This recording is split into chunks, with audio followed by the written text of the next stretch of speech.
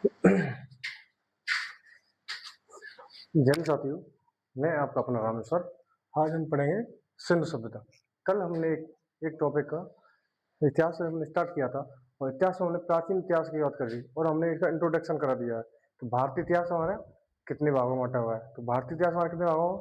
3 भागों में बांटा। सबसे पहले 3 भागों में बांटा गया है। 3 भाग कौन से?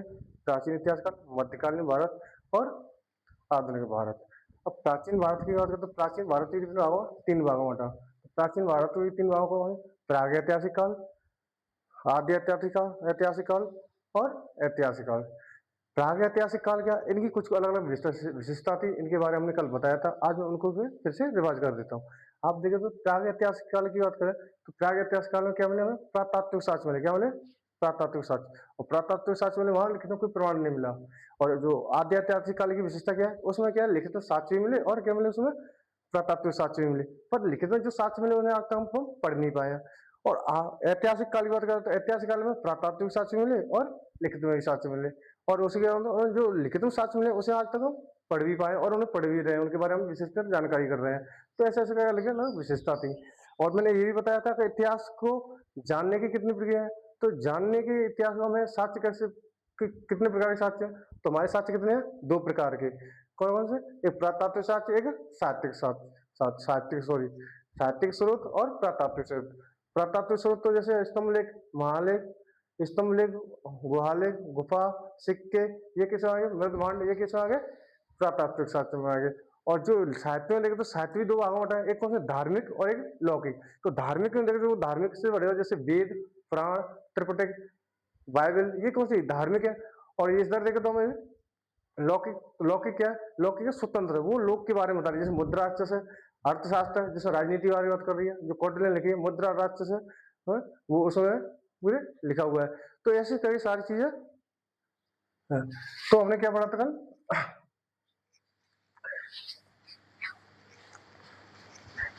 तो फिर तो साहित्य में हमने यहाँ तक हमने कल तक हम समझ लिया था, एक वीडियो डलेगी। अब हम आगे देखते हैं, आगे आगे अब हम आगे पढ़ते हैं सिंधु सभ्यता। क्या पढ़ेंगे? सिंधु सभ्यता। और ये भी बताया था मैंने, जो प्रागैतिहासिक काल है, प्रागैतिहासिक काल की बात करें तो उसमें क्या है? उसमें कौन से काल आता है? उसमें पाषाण काल आता है। और जो जो मध्य का वो आद्य ऐतिहासिक काल आता है, उसमें कौन आता है? हड़प्पा काल। क्योंकि हड़प्पा काल की जो लिपि है ना, उसे आज तक हम पढ़ नहीं पाए, क्योंकि वो क्या चित्रात्मक है। तो उसके हमें अभी तक कोई जानकारी नहीं है, ना उसे आज तक कोई पढ़ पाया है। और जो अभी जो ऐतिहासिक काल है, ऐतिहासिक काल में जो लिखित साक्ष्य वो हमें पढ़ भी पाए, जैसे हम वैदिक सभ्यता। तो वैदिक सभ्यता में जो वेद है, पुराण है, उनको हम पढ़ रहे हैं, आज भी पढ़ रहे हैं, पहले ही पढ़ा जा चुका है। तो वो कौन से आ गए? ऐतिहासिक काल में। आज से हम वीडियो स्टार्ट करते हैं सिंधु सभ्यता से। किससे? सिंधु सभ्यता से।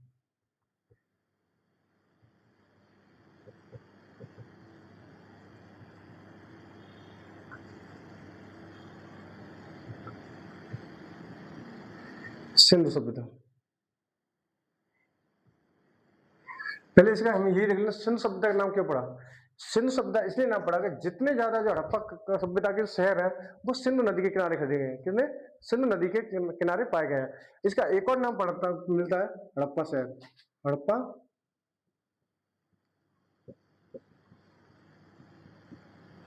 हड़प्पा सभ्यता। हड़प्पा सभ्यता का नाम क्यों पड़ा? कि सबसे पहले हड़प्पा शहर की खोज की, किसकी?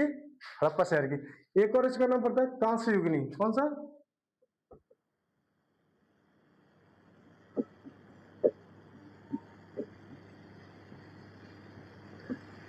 कांस्य युगनी सभ्यता। तो कांस्य युगनी सभ्यता ये इसका नाम क्यों पड़ा? क्योंकि सबसे पहले जो कांस्य का प्रयोग हुआ वो कहाँ हुआ? हड़प्पा सभ्यता में। कहाँ हुआ? हड़प्पा सभ्यता में। सिंधु सभ्यता, हड़प्पा सभ्यता एक ऐसी सभ्यता थी, क्योंकि इसे ऐसी सभ्यता थी, बाद में इनका ऐसे थे, अंग्रेज हमारे देश पर राज भी कर रहे थे। और राज कर रहे तो कहीं ट्रेन शुरुआत में बताया जाता है कि ट्रेन की पटरी की खुदाई हो रही थी। तो पटरी खुदाई हो रही थी तो टीला था, टीला खोदा गया तो उसमें क्या मिले? अवशेष मिले, ऐसे कोई दीवार खड़ी हुई मिली, ऐसे कुछ मिली। तो ऐसे कोई पता चला कि यहाँ कोई पहले सभ्यता रही होगी और उसका क्या विनाश हो गया है। उसके अलग अलग कारण मतभेद है, वो अलग बात है। पर हम यहाँ से तो ऐसे करके सभ्यता के बारे में पता चला कि ऐसी कोई सभ्यता रही है। जब उसको खोजा गया, बाद में हड़प्पा नाम का कोई शहर खोजा गया, तो वहां क्या थे? और मोहनजोदड़ो, ऐसे करके बहुत सारे शहर खोज गए, उनके बारे में हमें जानकारी प्राप्त हुई। और सिंधु सभ्यता के बारे में कहा तो सबसे पहले इसकी खोज किसने की या किसके नेतृत्व में खोज की? तो इसके खोजकर्ता कौन है? सिंधु सभ्यता के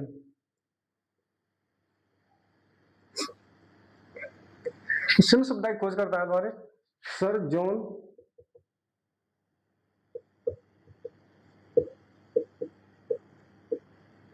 सर जॉन मार्शल। कौन है? सर जॉन मार्शल थे। ये एक पुरातात्विक विधि। कौन थे? पुरातात्विक विधि थे। पुरातात्विक विधि थे। पुरातात्विक विधि थे। पुरातात्विक विधि थे। पुरातात्विक विभाग एक ऐसा विभाग है तो जिससे में क्या हमें जो पुरानी इमारतें, पुराने खंडर पड़े हुए हैं, पुराने किले हैं, उनके बारे में जानकारी रखना और उन्हें का संरक्षण देना। कौन था? पुरातात्विक। तो उसे पुरातात्विक विधि थे। कौन थे? John Marshall.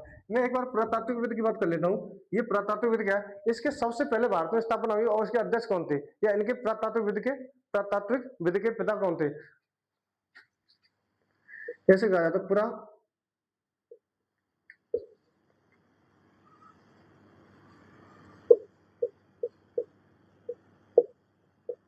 पिता। तो पुरातात्विक विधा थे अलेक्जेंडर कनिंघम। कौन थे?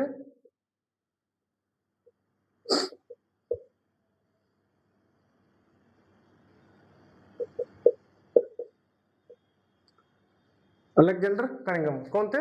अलेक्जेंडर कनिंघम थे पुरातात्विक विधि के पिता। प्रश्न पूछ लिया जाता है कि सबसे पहले पुरातात्विक विधि के जनक कौन थे? कौन थे? अलेक्जेंडर और कनिंघम। और ये सबसे पहले पुरातात्विक विधि थे। सिंधु सभ्यता की बात करें तो एक ऐसी सभ्यता थी, इसकी विशेषता के बारे में बात कर लेते हैं। इसकी विशेषता क्या है? एक एक के सारी बातें हम करेंगे चर्चा। हम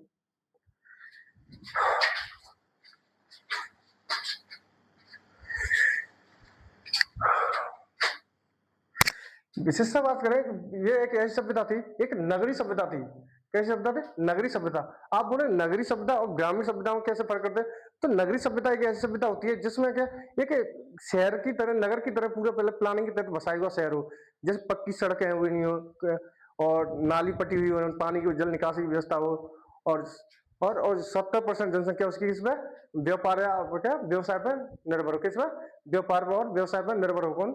जिसकी जनसंख्या 70% जनसंख्या व्यवसाय पर निर्भर हो, और 70% जनसंख्या अगर कृषि पर निर्भर है, किसमें? कृषि व्यवसाय पे, तो वो किसमें कहलाएगी? ग्रामीण सभ्यता। क्या कहलाएगी? ग्रामीण सभ्यता। तो पहले एक देख रहे हैं सिंधु सभ्यता कैसी सभ्यता थी? एक भारतीय प्राचीन प्राचीन भारतीय नगरीय सभ्यता। क्या जी?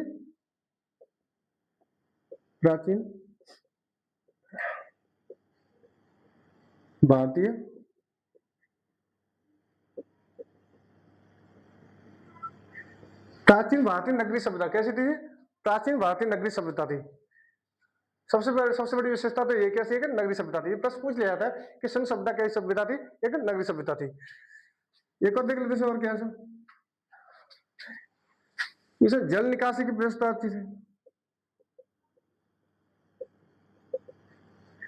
जल निकासी की व्यवस्था बहुत अच्छी थी। जल निकासी की व्यवस्था सबसे बहुत अच्छी थी, क्योंकि जल निकासी व्यवस्था ऐसी थी कि विधिवत जो पक्की नाली बनी हुई थी, और नाली बने होने के कारण भी ऊपर से क्या हुई? ढकी हुई पाएगी। कैसे पाएगी? ढकी हुई। तो ये अच्छी व्यवस्था रह जाती है, क्योंकि नाली गंदी होती है तो ऊपर आती है, वो सारी चीजें ढकी हुई आराम से। तो अच्छी एक नगरीय सभ्यता थी। एक और विशेषता आती है इसकी कि यहाँ के लोग कैसे थे? लोग कैसे? शांत भी लोग थे, क्योंकि यहाँ से जितने भी शहर खोजे गए तो उनमें कोई भी ऐसा उपकरण नहीं प्राप्त हुआ, जैसे तलवार या कोई भी चाकू वगैरह, ऐसा कोई भी उपकरण प्राप्त हुआ। तो इससे पता चलता है कि यहाँ की सभ्यता कैसी थी? शांत प्रिय सभ्यता थी। कैसी? शांत प्रिय।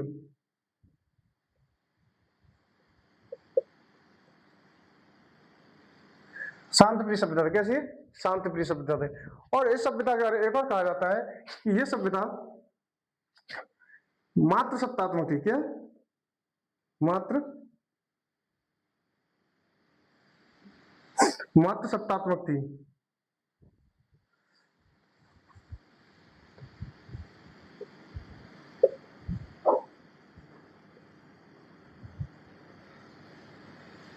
क्या सभ्यता थी? मात्र सत्तात्मक। मात्र सत्तात्मक। अब बोलेंगे मात्र सत्तात्मक क्या होती है? तो दो सभ्यता होती है, एक मात्र सत्तात्मक, एक पितृ सत्तात्मक। मात्र सत्तात्मक का मतलब होता है कि जहां माता की चलती हो, जहां सर्वश्रेष्ठ माता हो, जो माता की चलती हो, यानी जो महिलाओं की चलती हो। जैसे कोई कार्य घर में कार्य करता है, जो माता करेगी। आज भी हम देखते हैं कि बहुत सारे घरों में क्या है, जो माता कहेंगे वही होता है, और पुरुष एक शांत रहता है और बाहर से कमाता रहता है, और माता कहेंगे वही कार्य होता है। तो वो कौन सा है? माता सत्तात्मक हुई। और जिस घर में पिता की चलती है वो कौन सा हो गया? पितृ सत्तात्मक। जैसे सारे लोग काम करेंगे, पिता को बताएंगे पिताजी ये कार्य कर रहे हैं, वो कौन, कुछ भी काम करना हो तो वो पिताजी कहेंगे ये ऐसे काम करना है, ऐसे चलना है।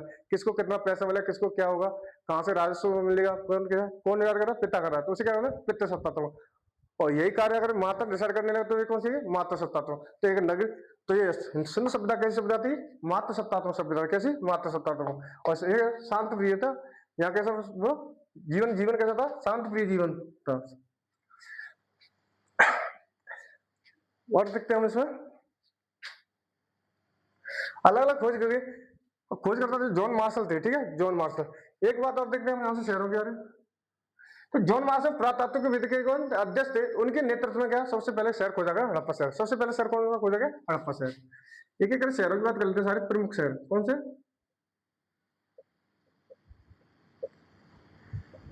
प्रमुख शहर। तो प्रमुख शहरों में देखते हैं सबसे पहले हड़प्पा। कौन सा?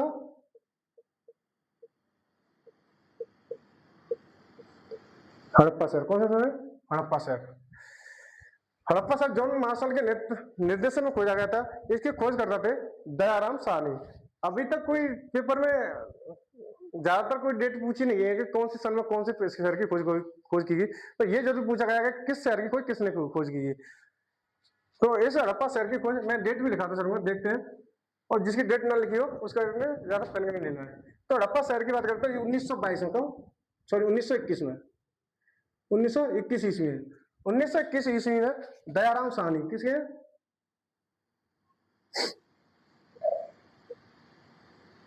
दयाराम साहनी। दयाराम साहनी ने खोज की थी। किसने खोज की थी? हड़प्पा शहर की खोज 1921 में दयाराम साहनी ने खोज की थी। ये प्रश्न पूछ लिया था हड़प्पा शहर किस नदी के किनारे और इसकी लोकेशन कहाँ है, ये प्रश्न पूछा था कौन सा शहर कहाँ पर है। क्योंकि हड़प्पा शहर था, ये हड़प्पा शहर था, ये जो हड़प्पा सॉरी जो हड़प्पा सभ्यता थी वो कहाँ फैली हुई थी? पूरे भारत, अफगानिस्तान और कहां तक फैली थी? पश्चिम पाकिस्तान तक फैली हुई थी, इस तरह फैली हुई थी। तो हड़प्पा शहर की बात कर रहे हैं, कौन से? हड़प्पा शहर की। तो 1921 में खोजकर्ता कौन? दयाराम साहनी थे। और ये हड़प्पा शहर है, ये किस नदी के किनारे? सिंधु नदी के किनारे, नहीं सॉरी रावी नदी के किनारे। कौन सी? रावी नदी के किनारे। कौन सी किनारे? रावी नदी के किनारे थी। ये रावी नदी किनारे कहां था? ये पाकिस्तान। कहां थी ये? पाकिस्तान में। पाकिस्तान में। बस ये पूछा जाएगा कि हड़प्पा शहर कहां पर हो? पाकिस्तान में। किस नदी किनारे? रावी नदी किनारे। अब हड़प्पा शहर था, यहां से मिले क्या कैसी थी ये देख लेता हूं। सबसे मोस्ट इम्पोर्टेंट बात कर लेते हैं यहाँ, साक्ष्य। क्या साक्ष्य क्या मिले थे हड़प्पा शहर? तो हड़प्पा शहर के साक्ष्य मिले थे हमें, यहाँ मिले थे स्त्री की गर्भ से निकलता हुआ।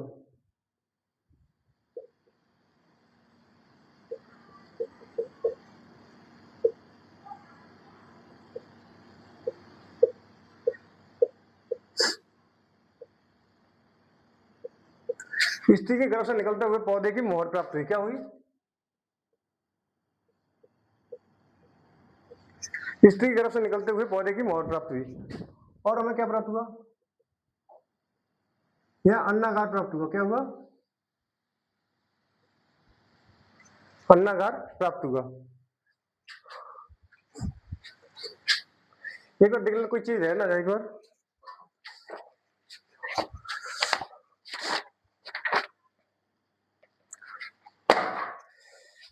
एक और विशेष चीज रही, R37 कब्रिस्तान।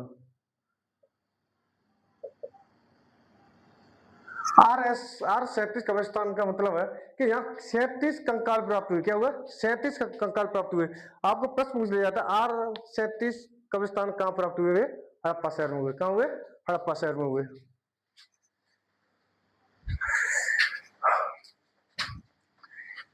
हड़प्पा शहर हो गया। अब देख लेते हैं मोहनजोदड़ो। कौन सा शहर देखते हैं? मोहन, अगला शहर है हमारा मोहनजोदड़ो।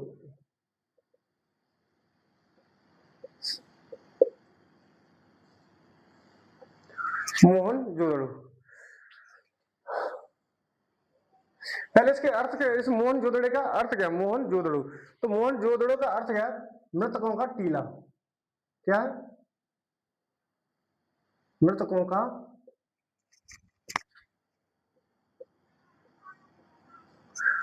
का टीला। क्या है? इसका अर्थ है मृतकों का टीला।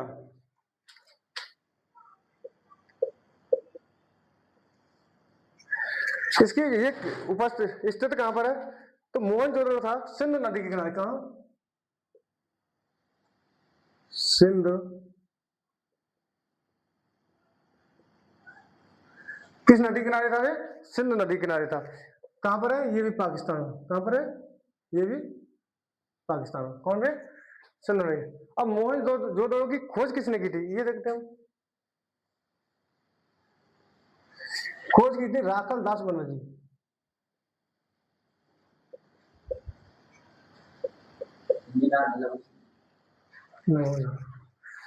किसने खोज की थी? 1921 में राखल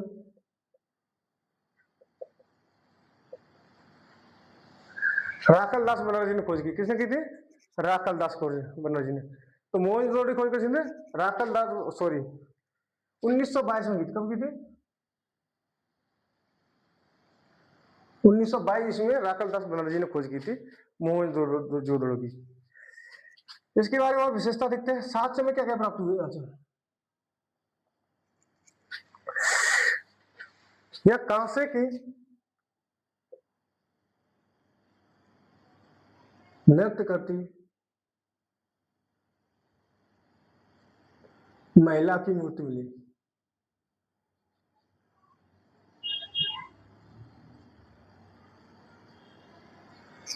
कांसे की नृत्य करती हुई महिला की मूर्ति मिली। क्या मिली हमें? कांसे की, सबसे मोस्ट इंपोर्टेंट पूछ लिया था, कांसे की नृत्य करती हुई महिला की मूर्ति कहां से प्राप्त हुई? तो मोहनजोदड़ो से प्राप्त हुई। पशुपति शिव की आकृति वाली मोहर मिली। पशुपति शिव की आकृति वाली मोहर प्राप्त हुई। क्या प्राप्त हुई? पशुपति शिव की आकृति वाली मोहर प्राप्त हुई। सबसे बड़ी बात इसमें है, यहाँ सबसे विशाल दो दो दो बड़े भवन मिले। क्या मिले? दो भवन मिले, एक अन्नागार और एक स्नानागार। दोनों ही बड़े भवन थे, दोनों ही बड़े भवन थे। तो इसमें सबसे बड़ा भवन था अन्नागार। कौन था? अन्नागार। प्रश्न पूछ लिया जाता है सबसे बड़ा भवन कौन सा था, अन्नागार या स्नानागार? तो सबसे बड़ा कौन था? अन्नागार। और दो अन्नागार और स्नानागार कहाँ मिले थे? मोहनजोदड़ो में। तो ये सबसे मोस्ट इम्पोर्टेंट है, विशाल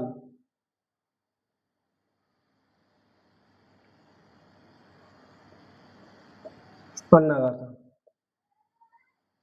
और यहाँ पे स्नानागार मिला। क्या मिला? स्नानागार। क्या मिला? स्नानागार मिला है। ठीक है,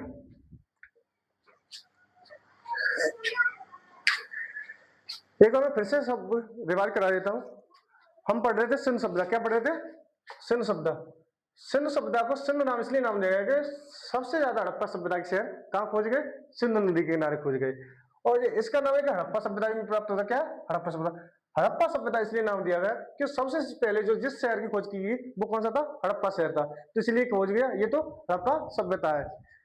कांस्य युगीन सभ्यता कहा जाता है। क्यों कहा जाता है कांस्य युगीन? क्योंकि सबसे पहले जो कांसे का प्रयोग हुआ तो साक्ष्य में प्राप्त हो रहे हैं, कांसे किसके प्राप्त हुए? कांसे के। तो इसे क्या कह रहे हैं? कांस्य युगीन सभ्यता कह रहे हैं। क्या है? कांस्य युगीन सभ्यता। इसे खोज करता है। अब पढ़ें चनूदड़ू। कौन सा शहर है? चनूदड़ू।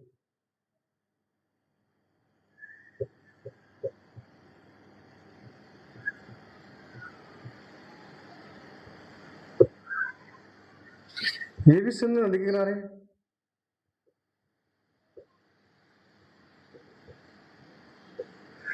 सिंधु नदी के किनारे कौन सा शहर है? चनूदड़ू।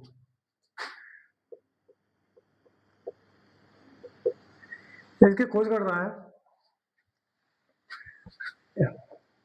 गोपाल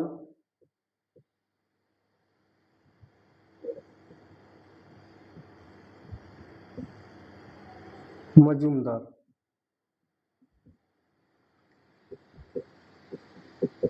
गोपाल मजूमदार ने इसकी क्या खोज की थी। सिंध नदी के किनारे, ये भी पाकिस्तान, कहाँ पर, पाकिस्तान में, कहाँ पर, पाकिस्तान में।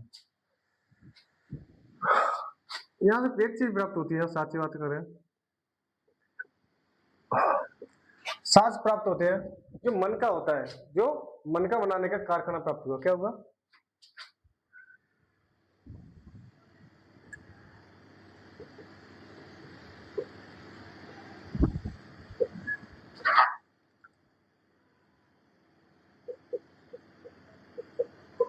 कारखाना प्राप्त हुआ, क्या हुआ, मन का बनाने का कारखाना प्राप्त हुआ, कहां से, चनू चनू दड़ू, चनू दड़ू शहर से, चनू दड़ू शहर से सिंध नदी किनारे को गोपाल मजूमदार ने खोज की थी। साथ क्या है, मन का बनाने का कारखाना।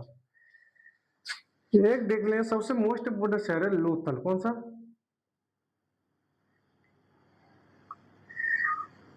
लोथल शहर को लघु हड़प्पा शहर शहर या लघु मोहन जोदड़ो भी कहते हैं। क्या कहते हैं, लघु हड़प्पा शहर और लघु मोहन जोदड़ो भी कहते हैं। इनकी खोज किसने की थी लोथल की, रंगनाथ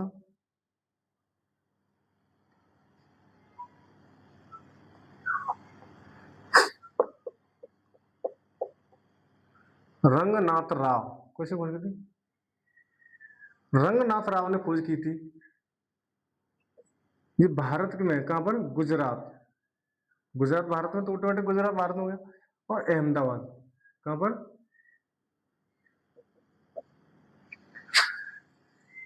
ये भोगवा नदी के किनारे था। किस नदी के किनारे,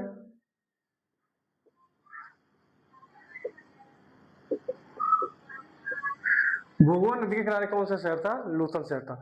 लोथल शहर एक शहर होने के साथ साथ एक कौन सा है, बंदरगाह भी था। क्या था ये, बंदरगाह।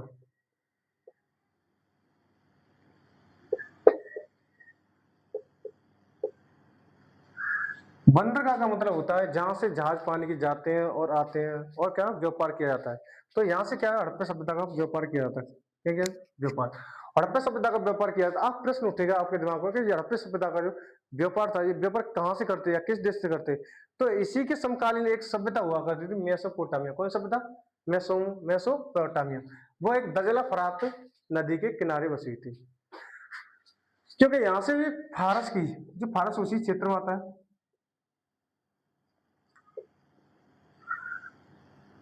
फारस की मौर्य प्राप्ति क्या हुई, मौर्य प्राप्ति, कहा मौर्य प्राप्ति, फारस की मौर्य। और यहां से धान के साक्ष्य मिले, क्या मिले,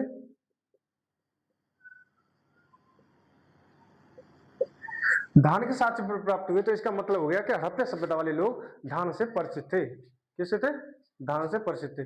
पूछ लिया था धान के साक्ष्य हमें किस शहर से प्राप्त हुए। एक है होता है लोथल, एक होता है रंगपुर। ठीक है, उसे बाद में देखेंगे, पहले से देख लेते हैं लोथल को। ठीक है, यहां से अग्नि वेदिका प्राप्त हुई। क्या हुआ, अग्नि,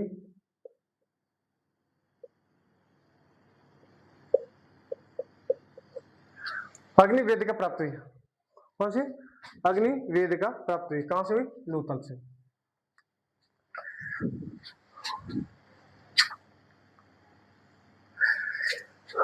अगला शहर पढ़ते हैं हम, धौलावीरा। कौन शहर पढ़ते हैं,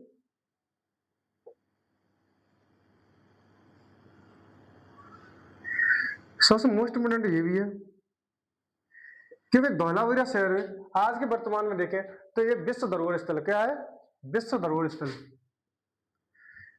विश्व धरोहर स्थल घोषित है। विश्व धरोहर घोषित, पूछ लिया जाता है हड़प्पा सभ्यता का कौन सा शहर विश्व धरोहर स्थल घोषित किया गया, कौन सा शहर है, धौलावीरा। ये भी कहा है, ये गुजरात में, कहां पर है, कहां पर है, गुजरात, कहां है, गुजरात। ये मानसेरा, मनसरा, मानसरा,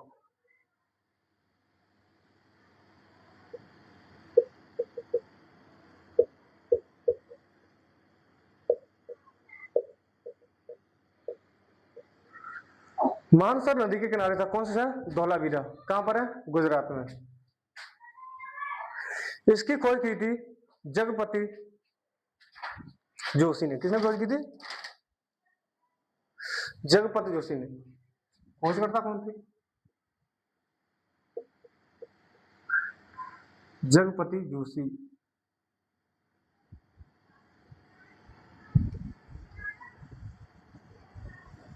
कौन से थे? जगपति जोशी। एक जगपति जोशी पुरातात्विक थे, पुरातात्विक थे, और वो एक जगपति जोशी। कौन थे? जगपति किसी धौलावीरा शहर। धौलावीरा शहर से जो हम लोग कहते हैं जो हड़प्पा सभ्यता की जो लिपि थी, उस लिपि को अब तक कोई पढ़ नहीं सका है। तो जो लिपि प्राप्त हुई वो कहां से प्राप्त हुई? धौलावीरा से। तो यहां से क्या हुई? हड़प्पा लिपि प्राप्त हुई। कौन सी?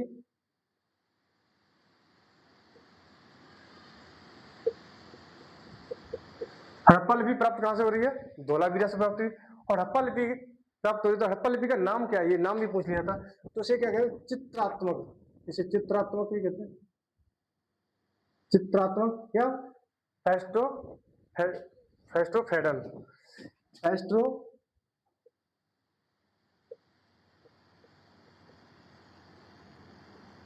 फेस्टोफेडन। फेस्टोफेडन भी कहते हैं। क्या कहते हैं इसे? फेस्टोफेडन भी कहते हैं। तो कैसी लिपि है? फेस्टोफेडन। चित्रात्मक। जैसे ऐसे है स्लेट का आकार के यहाँ ऐसे चित्र बने हुए हैं। क्या? उन्हें आज तक कोई पढ़ नहीं पाया। तो हड़प्पा सभ्यता लिपि कहां से प्राप्त हो रही है? धौलावीरा से। एक इस नगर की अलग से विशेषता है कि जो